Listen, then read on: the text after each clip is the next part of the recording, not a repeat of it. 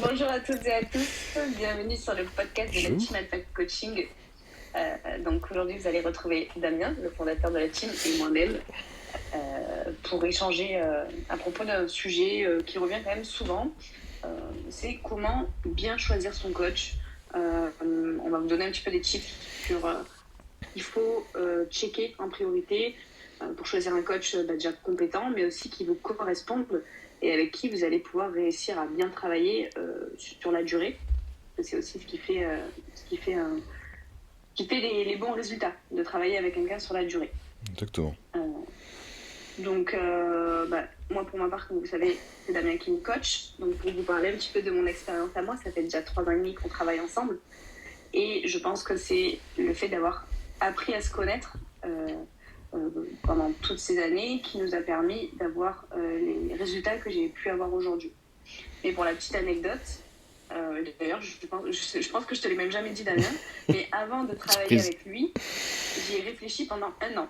Donc pendant un an, j'ai observé sa façon de travailler, j'ai observé les résultats qu'il avait avec ses clients, j'ai observé ce qu'il partageait aussi comme contenu. Je me rappelle qu'il y avait la période de Covid où il partageait un petit peu des vidéos, des trucs pour travailler certains muscles à la maison. Donc voilà, moi, il m'a fallu un an avant de passer à l'action. Mais en tout cas, c'est en observant vraiment ses valeurs, sa façon de transmettre les choses, son mindset. Et c'est tout ça qui m'a permis de me dire, OK, avec ce coach, ça peut matcher. Après, je sais pas, toi, Damien, qu'est-ce que tu en penses? Ce que tu juges nécessaire, peut-être les 3 choses les plus importantes à checker avant de prendre un coach? Ouais, bah déjà je vais rebondir parce que je trouve ça hyper intéressant. Alors non, je savais pas effectivement que tu m'avais suivi pendant un an, traqué, Ouais, mais je trouve ça hyper dans mon coin. intéressant dans ton coin. Je trouve ça hyper intéressant. Ça va pas parler forcément à tout le monde, mais pour les coachs qui vont écouter, qui vont regarder, les jeunes coachs surtout, qui passent des moments de passage à vide dans le développement de leur coaching et qui se demandent toujours quand est-ce qu'ils vont faire pour avoir des nouveaux clients, qu'est-ce qu'il faut faire, quand est-ce que ça va décoller, etc. C'est super intéressant parce que dites-vous qu'il y a des gens qui vous suivent pendant longtemps avant de vous choisir, et que si vous êtes inconstant dans ce que vous proposez ou que vous découragez au bout de 3 4 mois parce que vous n'avez pas de premier client, ça se trouve vous passez à côté des 2 3 mois suivants qui vous ont permis d'avoir 2 3 nouveaux clients ou les premiers clients. Donc je trouve ça hyper intéressant parce que j'ai régulièrement la question sur Insta en DM de gens qui me demandent comment faire pour attirer des nouveaux clients ou qu'est-ce qu'il faudrait faire de mieux dans leur com ou etc. Peu importe, il n'y a pas de bonne façon de faire je pense, mais par contre la constance, comme dans tout, ça vous permet de fidéliser les gens ou de leur proposer quelque chose de qualitatif sur le long terme et de les décider à faire. Et là, pour Colline, il a fallu un an. J'ai d'autres clients qui m'ont suivi pendant des années aussi avant de se décider. Des fois, c'est 6 mois, mais dans tous les cas, gardez en tête qu'il n'y a pas de durée, mais par contre, la constance de vos efforts, comme dans la muscu, ce qu'on fait en coaching, hein, ça peut vous amener des nouveaux clients. Donc, petit aparté sur ça. Comme c'est un sujet qui revient souvent aussi, je trouve ça intéressant d'avoir ce témoignage-là. Après, pour ce qui est de choisir son coach, bah, je pense que comme tu l'as fait toi, c'est déjà de trouver des profils qui nous intéressent, de les suivre un petit peu pendant un certain temps, parce que forcément ce qu'ils vont partager, ça va aussi vous donner une indication de comment ils travaillent, des résultats qu'ils peuvent proposer, un peu l'état d'esprit dans lequel ils sont. Les contenus qu'ils proposent reflètent souvent leur état d'esprit, sauf s'ils partagent un peu tout et n'importe quoi, mais de manière générale, il y a sûrement des choses récurrentes, justement sur le long terme, qui vont revenir et qui vont permettre de voir un peu le mindset qu'ils ont. Forcément, les repartages de clients, les témoignages clients, story, c'est toujours un indicateur aussi de comment ça se passe, de comment leur relation avec leur coaching se passe. Et ça, déjà, ça vous permet de faire un premier tri dans ce qui pourrait vous correspondre, clairement. Ouais, finalement, c'est, comme tu dis, la constance dans ce que. En fait, je pense que quand on cherche un coach, on cherche aussi des valeurs qui sont communes à nous. Et du coup, si la personne partage un jour des valeurs A, un autre jour des valeurs B, un jour des valeurs C, on sait que la personne en face, elle est pas constante finalement. Et moi, personnellement, ça me renvoie à une image un peu de manque de fiabilité. Des gens qui sont pas constants, qui sont pas. Ou manque de sincérité. Donc voilà, dirigez-vous peut-être vers des personnes dont la constance est là et dont les valeurs se rapprochent des vôtres. Certaines valeurs humaines, valeurs, euh, comment dire, vision de l'entraînement, vision du coaching. Ouais. Il faut que tout ça, ce soit propre à vous, que ce soit commun Ce à soit vous, commun, à ce ouais. que vous recherchez. exactement. Bah, faut que ce soit. En tout cas, moi, ce serait je pense que quand j'ai choisi des coachs, c'était les premières choses que je regardais. Parce que forcément, vous allez devoir travailler en collaboration pendant un certain temps avec eux, le plus longtemps possible, bien évidemment. Et que si au premier abord, ce qu'ils dégagent sur leurs réseaux sociaux, parce que ça sert à ça aujourd'hui, ces plateformes-là, ne vous plaît pas, ne vous correspond pas, clairement, ça ne matchera pas. Si vous êtes déjà à l'encontre de ce que lui propose au quotidien, il ne faut pas vous attendre à des miracles en travaillant après. Même si en collaborant avec les gens, on apprend à se connaître, comme c'était le cas avec Colline, mais la première impression, elle permet quand même de savoir si déjà ça va matcher ou pas. Si ça ne matche pas du tout et qu'il n'y a pas d'envie d'aller converser avec la personne, c'est pas la peine. Donc déjà, le tri se fait là. Et après, pour le deuxième point, parce que je voulais le top 3. Le troisième, ça va être l'échange avec le coach. Forcément, il faut qu'à un moment donné une discussion avec lui. Et Mhm. en deuxième, je dirais de regarder malgré tout les résultats. Oui, Alors, moi, j'évolue davantage avec les compétiteurs, mais je pense que c'est valable pour tout le monde. Regardez les résultats des clients qui n'ont pas une très bonne génétique. Si les coachs les affichent, bien évidemment, ça c'est pas toujours le cas. mhm, Euh, c'est vrai. c'est un autre sujet. Mais quand vous prenez le profil d'un coach, A, B, C, peu importe, si les trois ont des très bons résultats, mais qu'en scrollant un peu, vous voyez qu'il y a des résultats qui sont plus longs, des clients qui sont là depuis plus longtemps, des clients qui n'ont pas l'air d'avoir des transformations extraordinaires et des génétiques de fou, mais qui ont des résultats malgré tout dans leurs propres objectifs, ça peut vous montrer aussi que le coach est capable de travailler avec tous les profils. Si vous arrivez sur un profil d'un coach qui a que des superbes génétiques, on le voit souvent avec les athlètes pour le coup, plus, et qu'il a des très bons résultats, forcément, les gens avec lesquels il travaille lui permettent d'avoir des gros résultats parce que leur génétique leur permet d'aller plus loin. Alors que quelqu'un qui est capable d'avoir des résultats avec tous les profils avec lesquels ils bossent, qu'ils soient extraordinairement doués en génétique ou qu'ils ont une génétique plus banale, si les résultats sont présents, ça veut dire qu'il sait s'adapter ou en tout cas que son travail lui permet de persévérer et de continuer à avoir des résultats avec tous ces gens-là. Et ça, c'est aussi un indicateur. Parce que si vous avez une génétique qui n'est pas forcément très favorable et que vous choisissez le coach qui fait que des bons résultats avec les bonnes génétiques, rien ne vous garantit qu'il vous fasse évoluer. S'il ne sait pas le faire parce qu'il le fait qu'avec des gens doués, ça reste aléatoire pour vous. Pour le coup. En tout cas, C'est clair. ça, c'est mon opinion pour le coup. Mais on est sur mon podcast, alors j'ai le droit. C'est clair. Et puis, Regardez. Vas-y. je vais rebondir sur ça. C'est bien d'aller voir du coup les résultats que vous pouvez voir physiques, les résultats l'avant-après la transformation. Mais c'est bien aussi de s'intéresser au contexte. Bon, les coachs, oui, il y en a peu hein, en général, mais qui vous balancent en avant-après sans vous donner de contexte. Bah, vous ne savez pas justement combien de temps il y a eu entre ces photos, par quelle galère peut-être le coaché ou le coach est passé. Et du coup, vous ne savez pas forcément quelle a été l'ampleur du travail derrière. Donc, quand il y a un contexte qui est posé avec les différents obstacles qui sont listés et la façon dont le coach a réagi à ces obstacles, de quelle façon il s'est adapté à la personne pour justement la faire avancer, la faire évoluer malgré tout, ça reste aussi à mes yeux un indicateur assez important. Mais n'oubliez pas de ne pas vous fier seulement à ça, mais d'aller pourquoi pas échanger avec ces personnes-là, avec ces coachés justement, Mm, mm. pour savoir comment ça se passe réellement à l'intérieur en fait du coaching. Alors, Ouais. est-ce que la personne est accessible facilement? Est-ce qu'elle répond sous 24-48 heures ou est-ce qu'elle te répond 3 semaines plus tard? Ça ne fait plus malheureusement. Est-ce que le feeling est bon? Est-ce que la personne on peut lui faire confiance? Voilà, tout ça Ouais. c'est des choses aussi qui peuvent vous servir à vous forger un petit avis avant même de faire appel à ce coach en question. Ouais, tout à fait. Bah ouais, je pense que on va dire que le 3, le point 3, c'est soit communiquer avec le coach en direct, soit d'abord, ça peut être d'abord aussi, avec des Mm. gens qui l'a coaché, tout simplement. La problématique qu'il faut avoir en tête, décidément, je vais dire que les trucs chiants aujourd'hui, mais les réseaux sociaux, c'est une vitrine pour beaucoup de coachs, enfin Mm. pour tout le monde. Derrière une vitrine, on met ce qu'on veut, on dit ce qu'on veut, et on met en avant ce qu'on veut. C'est-à-dire que vous avez des gens sur les réseaux sociaux qui vous mettent en avant des valeurs qu'ils ont dans leur coaching, oui, qui basent toute leur communication de coaching sur ces valeurs-là, et rien ne vous dit que quand il est sur le terrain avec ses clients, c'est la réalité.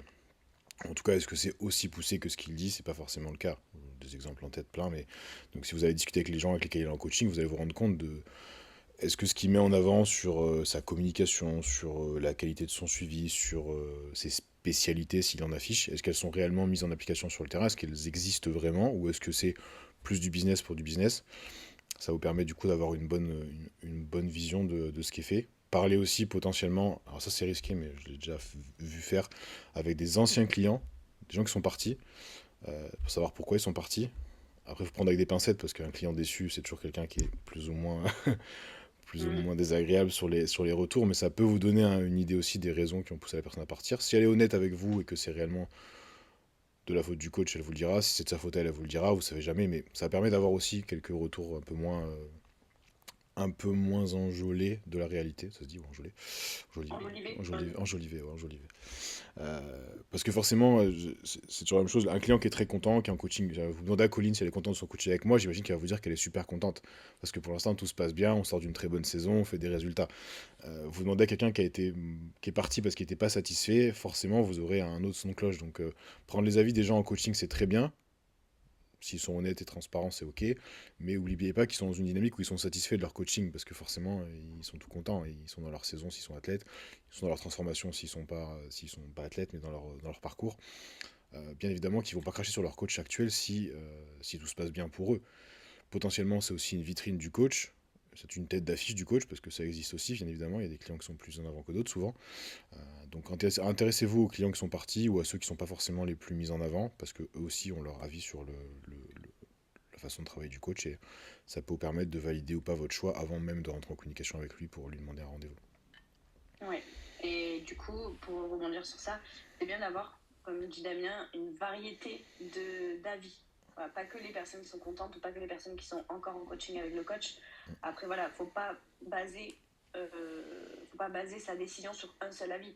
Parce que bah, si vous prenez la personne qui est partie parce qu'elle n'avait pas les résultats qu'elle voulait, parce que potentiellement, mais ça ne vous le dira pas, elle ne suivait pas son plan, Et le dit jamais. bah forcément, vous allez vous dire, bon, en fait, ce coach, il a une bonne réputation, mais en fait, pas du tout, ça ne me va pas. Ou alors, si vous basez votre avis sur, bah, justement, vous demandez à la tête d'affiche, qui est, on va dire, le chouchou du coach, qui est hyper mis en avant, etc., s'il est content, il va vous dire oui, et tant que vous, ça ne va pas du tout vous convenir, pardon. Donc, c'est important de demander l'avis à potentiellement plusieurs personnes. Mm. Après, vous n'avez peut-être pas forcément besoin de ça, vous sentez déjà le feeling, parce que vous avez déjà échangé avec le coach sur votre sujet. Mais Aussi. en tout cas, si vous ne le connaissez pas vraiment, le coach, vous ne connaissez pas encore beaucoup son travail, échanger avec ses coachés, ses anciens coachés, les contents, les moins contents, ça peut être vraiment une bonne façon de vous faire un avis assez construit, finalement. Ouais, c'est ça. Je pense que c'est les dernières étapes avant de discuter avec lui et de du coup voir si ça match réellement, parce qu'après la conversation avec lui va vous permettre aussi de valider si ça se passe bien ou pas, si ce qu'il vous propose vous convient ou pas, et après derrière vous pouvez vous lancer. Mais il y a un travail de fond, c'est pas anodin, vous confiez votre corps, si on peut dire ça à quelqu'un, votre santé, bon, dans certains cas. Mhm. Donc vous pouvez pas vous permettre de prendre le premier gars qui est un peu, ou la première fille, hein, qui est un peu famous sur Insta qui est dans la hype du moment, juste parce que c'est la hype du moment. Les hypes, ça monte, ça redescend. Prenez quelqu'un que vous avez suivi pendant quelques temps, sur lequel vous êtes assez confiant des valeurs qui sont proposées, renseignez-vous, client content, pas content, peu importe, et ensuite validez votre choix avec la personne. Mais ça se fait pas comme ça, on se lève un matin et ah tiens, je vais le prendre lui, il a l'air cool, il a fait un super résultat ce week-end. On ne sait pas ce qu'il a fait les 4 week-ends d'avant peut-être, ou on ne sait pas ce qu'ils ont fait avec ses clients pendant l'année passée. Alors, Ouais, alors, j'ai ah ça a bugué, coupé. je sais pas si ça a bugué de ton côté aussi. Je sais pas, non ça Du avait l'air coup, d'aller, mais je sais pas si tu m'entendais du coup. j'ai 5-6 secondes qui ont loupé. Ok, bon, on verra au montage. Ouais. Mais bon, voilà. Du coup, je disais, faites ce travail sur du plus ou moins long terme. Vous décidez pas comme ça d'un coup. C'est de l'investissement financier. C'est quelqu'un à qui vous accordez votre confiance. Donc, il faut absolument bien le choisir, pour le coup. Vous pouvez être déçu malgré les bons choix, mais en tout cas, vous limitez grandement les possibilités d'échec si vous faites une sélection un peu plus poussée. Et pour rebondir aussi sur l'aspect financier, il y a des personnes, j'en ai déjà vu, qui étaient très intéressées par le fait de travailler avec moi, qui me finissent par me dire, moi financièrement ça passe pas, j'ai trouvé un coach, il est moins cher que toi, nanana, etc. Alors oui, peut-être, et peut-être que ce coach sera très bien, mais si le coach ne vous fait pas évoluer, vous n'avez pas 100% confiance en lui, en elle, ne vous convient pas dans sa façon de travailler, peut-être que vous allez passer 3 mois avec ce coach-là à le payer pour peu de résultats, être déçu et repartir à votre point de départ. Donc vous avez perdu 3 mois et 3 fois la somme du coup mensuelle de ce coach-là. Donc oui, parfois il y a des tarifs qui sont plus attractifs, d'autres qui le sont moins, mais c'est peut-être aussi pour quelque chose. Quand voilà, la qualité, ça a un certain coût, et encore que voilà, je pense que Il y a des choses qui coûtent beaucoup plus cher que vous avez toutes et tous dans votre quotidien, les téléphones, les Uber Eats, les compagnies, enfin, des trucs comme ça. Les Uber Eats? Euh, Ah ouais?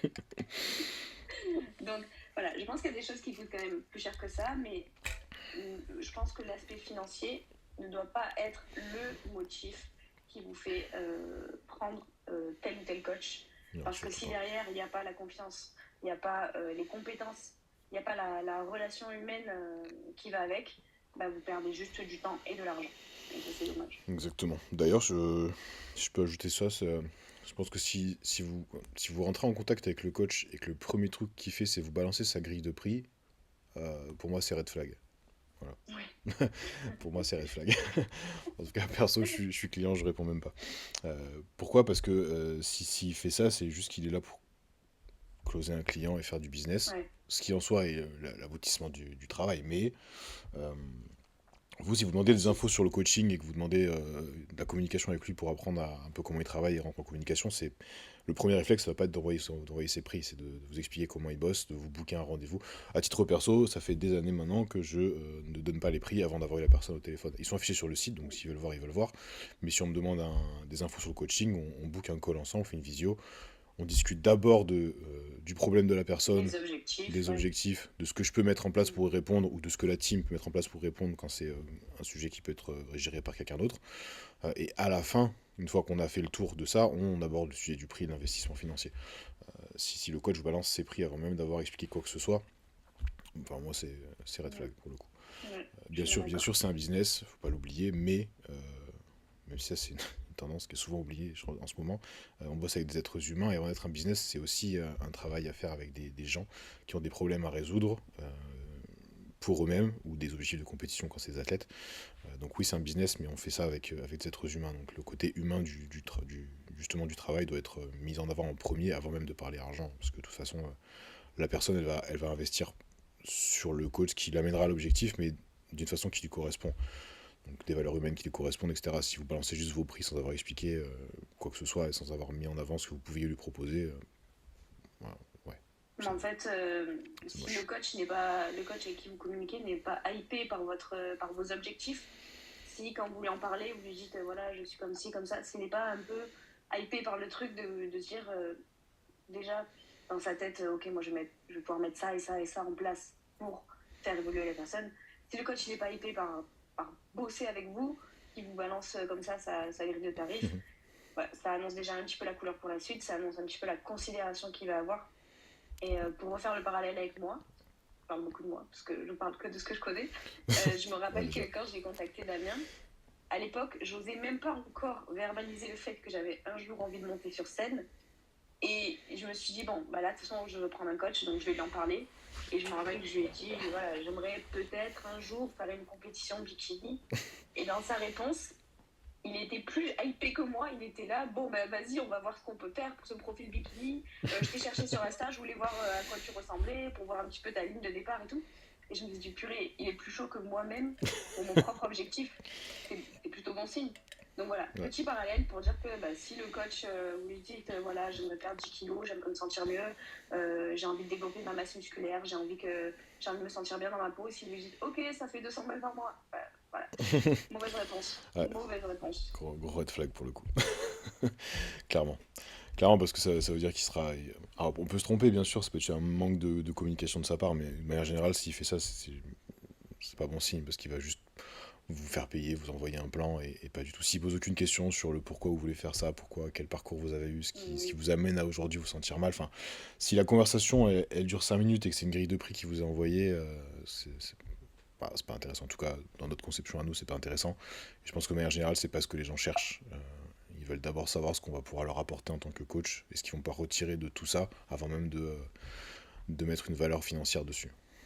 oui, clairement. Ils ont un budget forcément, mais avant même de parler de ça et de savoir s'ils sont prêts à le mettre sur la table ou à mettre plus, parce que des fois c'est plus, ils veulent savoir ce que ça va leur apporter. Ils ont besoin de se projeter dans la conversation avec vous sur où est-ce qu'on va aller. Voilà, ça concerne plus les coachs, mais pour les clients c'est la même chose. Si vous envoie vos Mm. prix, pas bon, Ouais, pas bon, pas bon. pas bon, pas bon. Et à contrario, il y a aussi parfois, on parlait tout à l'heure de l'avis des clients qui peuvent nous aider à prendre une décision sur le coach. À contrario, ça arrive parfois, bon, je pense que toi tu l'as eu aussi Damien, des personnes qui sont en suivi avec quelqu'un d'autre et qui viennent me dire oui mais je suis pas très content de mon coaching parce qu'il y a ça, parce qu'il y a ça. Mais la personne finalement reste en Mm. coaching avec son coach actuel.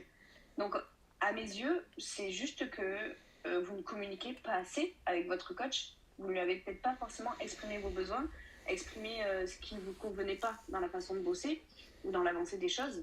Et du coup, si à votre coach, vous lui dites toujours oui, oui, tout va très bien, je suis très content du travail, et que derrière, à d'autres personnes, vous allez dire ouais, mais ouais, il y a ça qui ne me convient pas, je pense que je vais changer, blablabla. Bah, voilà, faut rester cohérent. Si vous ne lui communiquez pas vos besoins à votre coach, il ne peut pas forcément savoir. Donc, certes, il y a des coachs qui s'en foutent, hein, voilà, mais c'est pas la majeure partie. Je pense que la majeure partie est quand même investie pour leurs clients, euh, sont, veulent savoir comment ils se sentent, veulent se remettre en question, améliorer les choses et s'adapter. Mais vraiment communiquer et laissez-vous le temps aussi. On a eu une petite coupure. Donc voilà, Sans j'étais en pub. train de vous dire que c'est pas parce que vous voyez sur les réseaux, comme disait Damien, les réseaux sociaux, c'est la vitrine du coach. Donc on affiche ce qu'on veut. C'est pas parce que vous voyez des 3 mois de transformation de dingue avec une perte de poids drastique ou une prise de masse incroyable que ça va être pareil pour vous. C'est pas parce que ça l'a fait en 3 mois pour une personne que ça va le faire pour vous. Donc, laissez-vous le temps que votre coach apprenne à vous connaître, apprenne à connaître le fonctionnement de votre corps et laissez-vous le temps de travailler avec lui sur la durée aussi. Évidemment, tout ce qu'on a dit avant sur la relation de confiance, pardon, les valeurs communes sont présentes. Mais voilà, il faut laisser le temps au temps. Si vous changez de coach tous les 4 matins, ça va être très difficile d'avoir des résultats concrets. Parce qu'en fait, à chaque fois, vous allez perdre 2, 3 semaines, le temps que, le temps que vous passez d'un coach à un autre, le temps qu'il apprenne un petit peu à vous connaître, qu'il jauge un petit peu quel type de training il va vous falloir, quel type d'alimentation il va vous falloir. Et encore 2, 3 semaines, je pense que je suis trop light. Vous perdez à chaque fois à peu près un mois avant que ça reparte et que les plans plus ou moins adéquats soient mis en route. Au plus vous travaillez sur la durée avec votre coach, au mieux il vous connaîtra, que ce soit physiologiquement, physiquement et mentalement aussi, comment vous fonctionnez, parce qu'on sous-estime beaucoup trop souvent l'impact du mindset, de l'état d'esprit, du moral et du stress sur les résultats. Au plus vous travaillez avec lui, au mieux il vous connaîtra et au mieux il adaptera ses plans. Exactement. Voilà, D'où l'intérêt de bien choisir au départ, parce que si vous êtes censé partir pour une aventure qui dure longtemps, si vous vous trompez tout le temps dans vos choix et que vous changez du coup tous les 4 matins de coach, hormis les gens instables qui changent de coach pour rien, mais ceux qui se trompent dans leur choix parce qu'ils n'ont pas fait le travail de fond nécessaire de sélection, bah forcément, vous perdez du temps, vous faites perdre du temps aussi au coach accessoirement, mais surtout vous, vous perdez du temps. Si vous faites ouais, trois coachs en un an, si à chaque fois vous perdez un mois et demi de transition, à la fin d'année, vous avez perdu 5 mois de travail sur 12, donc ça c'est peut, dommage. ça peut aller C'est vite. dommage. Pour le bien de votre évolution et du coup la longévité de votre relation avec votre coach, la sélection dont on a parlé au départ, elle est importante et faire attention à tous les paramètres qu'on a évoqués, c'est primordial. Sinon, vous allez forcément jouer à la roulette. C'est ça. Après, bien sûr, vous n'êtes pas marié avec votre coach, hein, et même si vous étiez marié, voilà. Mais dans tous les cas, si vous voyez qu'au bout d'un mois, 2 mois, 3 mois, ça vous correspond vraiment pas, bien sûr, vous pouvez changer. Mais c'est qu'à ce moment-là, comme a dit Damien, c'est que le travail de recherche de fond n'a pas été fait. Donc, assurez-vous que vous partez sur une relation longue durée avec une personne de confiance, une personne en qui vous pouvez ouais, confier votre corps, confier votre santé. Vraiment, c'est très important. C'est pas anodin un coaching parce que c'est une personne qui va venir avoir un impact sur toute votre vie, Mm. euh, sur votre quotidien, sur la façon dont vous vous alimentez. C'est à cette personne-là que vous allez un petit peu parler de vos problèmes digestifs si vous en avez, que vous allez parler de vos problèmes de sommeil, de votre stress, etc. Sans entrer forcément dans les détails, mais c'est à cette personne-là que vous allez rendre des comptes, entre guillemets, chaque semaine. Donc choisissez-la bien, mais laissez-vous quand même le temps d'évoluer avec cette personne. Laissez-vous le temps de vous connaître. Je sais que voilà, on est dans une génération, dans une société où on a tout de suite, on veut tout rapidement, on veut bouffer un truc, on commande, on nous l'amène à la porte. On n'a pas les résultats qu'on veut, hop, on change de coach, aussi simple que ça.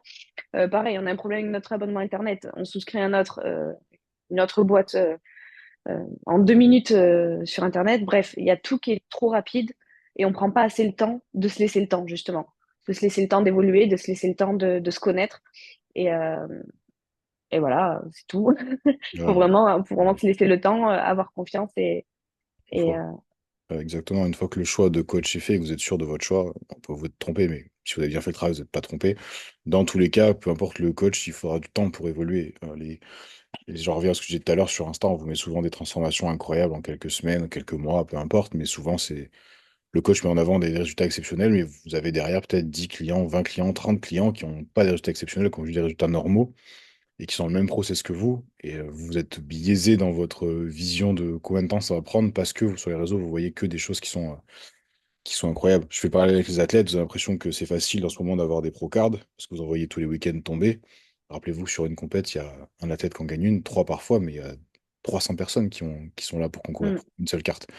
C'est la même chose pour une transformation physique, une perte de poids, etc. Bien sûr, vous allez avoir des résultats qui sont plus ou moins rapides, mais dans tous les cas, la constante pour 90%, 99% des gens, c'est qu'il faut du temps et que ça se fait pas en quelques mois. Les gens qui le font en quelques mois, souvent, c'est quand même des gens qui font des exceptions à la règle, et donc c'est très bien pour eux, mais ne vous basez pas sur ça pour définir si votre coach est bon ou pas, parce que vous allez constamment du coup avoir des coachs pas bons dans ce cas-là, parce que vous avez peu de chances que ça vous arrive à vous si vous n'êtes pas dans la case des génétiques incroyables. golden. Ben ouais, pour les pertes de poids, c'est un travail qui est différent, mais pareil, le travail de fond sur le métabolisme, il peut prendre du temps, plus ou moins suivant les gens. J'ai des clients perso qui font ça en quelques mois, d'autres sur lesquels ça prend des années, ou au moins une année. Euh, Pauline était l'exemple, par exemple, l'année dernière, post-compétition, on a mis du temps à tout régler, ça Mm. a pris quasiment un an, parce que différents paramètres physio, différents contextes à chaque fois. Là où pour d'autres clientes, ça a été réglé en 2 3 mois, et où là, cette année, pour Colline, en 10 semaines, c'est plié, on est déjà en train de faire la transition sur son hors-saison. Donc tout ça, c'est aléatoire et c'est très dépendant de chaque personne. Donc si vous vous basez que sur ce que vous voyez sur les réseaux, vous allez constamment être frustré et du coup constamment remettre en question le travail de votre coach aussi, alors que vous l'avez choisi pour des bonnes raisons à la base, si vous avez fait le travail qu'on a évoqué avant. Et du coup, il y a juste à laisser le temps faire les choses et à être assidu dans ce que vous faites. Quand a dit Colline, aujourd'hui, on veut tout très très vite, parce qu'on a tout à portée de pouce, littéralement, mais il y a certaines choses sur lesquelles on ne peut pas lutter et sur lesquelles il faut prendre du temps. Et le Mm. parcours vous apportera aussi beaucoup plus que juste avoir le résultat final rapidement. C'est un sport, c'est une discipline qui, en tout cas, voilà, la musculation, que ce soit construire de la masse musculaire ou perdre de poids, c'est un mode de vie qui vous apprend la patience, finalement, qui vous apprend à apprécier le process, parce que ben, une fois que l'aventure du coaching est terminée, il y a aussi l'après. Il faut penser à l'après et il faut penser au fait que vous êtes en train de construire des habitudes qui vous permettent d'atteindre vos objectifs et de les maintenir sur le plus long terme.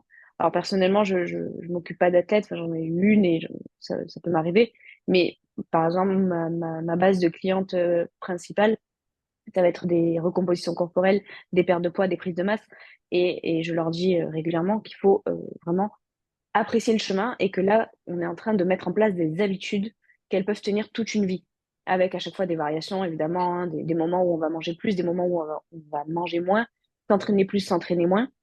Mais voilà, on fait pas un truc en 3 mois pour avoir le corps de ses rêves, entre grosses guillemets, et ensuite repartir dans ce qu'on faisait avant. En général, si vous nous contactez, c'est parce qu'il y a quelque chose qui fonctionne pas dans votre façon de faire actuelle. Et, euh, et nous, on est là pour changer ça. Donc, changer vos habitudes qui vont vous permettre, à terme, en prenant le temps qu'il faut d'atteindre vos objectifs, mais aussi de les maintenir sur le long terme. Parce que, ben, pareil, les transformations ultra impressionnantes, je pense par exemple aux très grosses pertes de poids. Euh, ouais, une perte de, je sais pas, je dis n'importe quoi, hein, 15-20 kilos en 3 mois, ouais, ça peut être très impressionnant, mais dans quelles conditions? Et derrière, ça donne quoi? Est-ce qu'on reprend pas un peu plus? Est-ce qu'on reprend pas tout ce qu'on a perdu, voire on reprend même plus? Est-ce que la santé n'a pas pris un coup? Voilà, donc il y a aussi tout ça à penser. Il y a l'avant-coaching qui est à préparer. Il y a le coaching en lui-même où on doit prendre le temps et vraiment faire confiance au process et à son coach. Et il y a l'après. Voilà, il faut penser aussi à l'après. Ouais, exactement. De toute façon, alors encore plus dans le cas des pertes de poids, et encore plus chez les femmes, parce que c'est souvent elles qui Ouais. sont là-dedans. Considérez le coaching comme le socle de vos habitudes de vie pour la suite. Vous allez avoir un résultat avec Colline en, je sais pas, 6 mois, un an. Vous n'êtes pas avec Colline, donc le but, c'est pas de faire de la perte de points indéfiniment. À un moment donné, vous allez vouloir être autonome sur votre coaching. Mais du coup, pendant ce coaching-là, tout le process, il sert à la fois à atteindre votre résultat, parce que vous l'avez demandé, parce que vous travaillez pour ça, mais aussi à implémenter tout ce qui vous permettra derrière de continuer à le maintenir et à garder ce résultat-là le plus durablement possible. Si vous prenez un coach juste pour faire transformation de 3 mois, bête et discipliné, je suis le truc, je perds mes kilos et après je retourne à ma vie d'avant, variablement, vous aurez les mêmes résultats qu'avant avec les mêmes habitudes qu'avant. Le but, c'est vraiment de servir de ça pour poser un socle de nouvelles habitudes qui vous seront profitables pour la suite et avec lesquelles vous serez autonome complètement. Et Personne. apprendre des choses, apprendre aussi comment son corps fonctionne, apprendre à quoi ressemble une assiette équilibrée, apprendre quels sont nos besoins et désapprendre certaines croyances qu'on pouvait avoir. Voilà, c'est tout ça aussi la dimension d'un coaching, en tout cas chez nous. En tout cas, chez nous, c'est ça. Le but, c'est vraiment ça. Je veux bien choisir son coach pour pouvoir faire un travail efficace et, dans le process, apprendre à être autonome. Alors ça, je Autonome. ne parle pas des athlètes parce que c'est autre chose, mais en tout Oui, c'est cas, clairement autre chose. les pertes de poids, c'est principalement ça qui devrait être recherché. Il n'y a aucun genre, aucune personne en perte de poids qui va rester 10 ans avec son coach. Enfin, ne mettez pas 10 ans à perdre du poids. Mettez quelques mois, quelques années si vous voulez vous restructurer un petit peu avec de la masse musculaire, mais au bout du compte, vous devez être autonome par rapport à ça et du coup, vous devez vous servir de ce coaching-là pour apprendre à le faire. D'où la communication Exactement. coach, d'où poser des questions, apprendre ce que vous faites. On n'est pas là pour vous enseigner la totalité de ce qu'on fait, mais vous expliquer le processus pour que vous le compreniez, que vous y adhériez, pardon, et que vous puissiez le Mhm. reproduire dans le temps, tout simplement. Absolument. Et c'est très important, je pense. Alors, il y en a qui n'ont pas envie de savoir le pourquoi du comment, mais moi, j'aime beaucoup, en tout cas de ma façon de faire, expliquer ce que je fais et pourquoi je le fais Mm. et quel résultat j'attends de ça. Je reprends souvent cet exemple-là, mais dans le cadre d'une recomposition corporelle, euh, voilà, il y a certaines filles qui viennent me voir qui veulent avoir un physique athlétique, un physique dessiné. Et donc, je commence par leur faire prendre un petit peu de masse musculaire. Et elles ne comprennent pas parce qu'elles veulent être dessinées. Et donc, comme je leur explique, tu peux perdre du poids, mais tu ne seras pas dessiné si tu n'as pas de masse musculaire dessous. Donc, d'abord, on construit. Et c'est vrai que ça leur paraît au début, elles ont l'impression du coup de commencer en avançant dans le mauvais sens, d'avancer vraiment à s'en servir de ce qu'elles veulent. Mais une fois que je leur ai expliqué, elles comprennent et du coup elles adhèrent beaucoup, beaucoup mieux à cette façon de faire là. Elles Bah oui. adhèrent beaucoup plus au process. Elles comprennent chaque étape, leur nécessité, leur importance et pourquoi les plans sont construits de cette façon. Et du coup, quand on comprend, eh ben, on s'investit davantage, on est davantage à fond dans ce qu'on fait euh, et on est davantage content de ces résultats. Et on ne voit pas que ces résultats par j'ai perdu 3 kilos sur la balance, mais plutôt par ah oui, là j'ai performé à la salle, là je sens que je remplis plus mon jean au niveau des fesses, là je sens que mes techniques s'améliorent, etc. Et donc, c'est aussi important d'adhérer à ce qu'on fait et donc de comprendre, puis pour la suite, de terminer le coaching en étant autonome. Exactement, tout à fait. Rien de plus à ajouter. Rien ne peut s'ajouter. Tout est complet. Non, mais c'est exactement ça. La finalité de tout ça, c'est à la fois de choisir le bon coach au départ pour avoir les résultats qu'on veut et être conscient dans le process de on doit acquérir des compétences en plus ou des connaissances, de compréhension pour pouvoir maintenir ces résultats derrière. Parce que sinon, forcément, vous allez revenir à ce que vous faisiez avant et ça sert à rien. Enfin, vous pouvez le faire tous les ans, du coup, prendre un coach pendant 6 mois et reperdre 10 kilos et revenir l'année prochaine et Mm. reperdre 10 kilos. Mais alors pour les coachs, c'est super d'un point de vue business. Ouais, On a un business plan qui est génial, vous reprenez du poids, vous revenez. Mais nous, ça ne nous intéresse pas de faire ça. Le but, c'est d'avoir des gens qui vont pouvoir être autonomes à long terme et avoir réellement un changement dans leur vie. Parce que la finalité, c'est quand même ça. Et de pouvoir avancer. Donc, bien choisir c'est son ça. coach, être conscient que le process ne se fait pas tout seul. C'est ça. Et laisser le temps au temps. Voilà, n'espérez pas changer en 3 mois les mauvaises habitudes que vous avez depuis 10 ans, en fait, tout simplement. Si ça fait 10 ans que vous mangez mal, que vous faites du sport une fois par an, ou même pour les personnes qui sont déjà un peu plus assidues, qui font un peu attention à leur alimentation, mais qui se restreignent toute la semaine et éclatent le buffet à volonté tous les week-ends, qui font du sport pour compenser. Si vous faites ça depuis 2, 3, 4, 5 ans, n'espérez pas que tout soit réglé en 3 semaines, en fait. Voilà. Laissez-vous le temps, laissez le temps au coach de construire les plans les plus adaptés à vous. Communiquez un maximum, communiquez, communiquez, communiquez, exprimez vos besoins. Quand ça va, on le dit, quand ça va pas, on le dit pas. On le dit, pardon. Non, on le dit Quand pas. ça, quand ça va, on le dit. Quand ça va pas, on le dit. On communique. Et c'est comme ça après qu'on construit une relation de confiance et qu'on avance ensemble vers ces résultats. Exactement. Très bien parlé. Voilà, je pense que ça sera le mot de la fin. Si vous avez des questions par rapport à tout ce qu'on a évoqué ou des remarques à faire ou vous voulez rebondir sur certains sujets, Des anecdotes, ouais. vous pouvez nous retrouver sur nos Insta respectifs ou sur le Insta de la Team Alpha Coaching. Euh, on espère que l'épisode vous aura plu, vous aura parlé et surtout pourra vous aider si vous êtes à la recherche d'un coach ou en tout cas que vous vous posez certaines questions. Euh, et puis voilà, bah, très bonne journée à tous, très bonne soirée si vous nous écoutez le soir. Damien, bonne journée à toi aussi, Ouais, à toi un aussi. bon week-end. Et à très vite sur un nouvel épisode.